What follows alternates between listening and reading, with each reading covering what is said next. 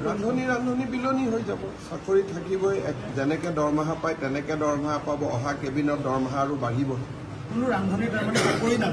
প্ৰশ্নটো ক'ৰ পৰা আহিব যিসকলে প্ৰশ্নটো কৰি আছে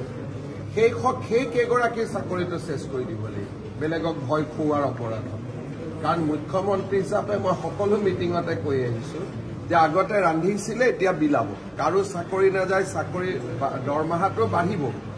তথাপিতো কেইগৰাকী মানে কৈ থাকে যে চাকৰি যাব তাৰমানে তেওঁলোকৰ উদ্দেশ্যটো কি তাৰমানে তেওঁলোকৰ উদ্দেশ্যটো আন্দোলন কৰিব লাগে স্কুলত যাব নালাগে এইটোৱে হ'ব গতিকে টিভিত আমি সেই মহিলা কেইগৰাকীয়ে হওক বা ৰান্ধনি কেইগৰাকী হওক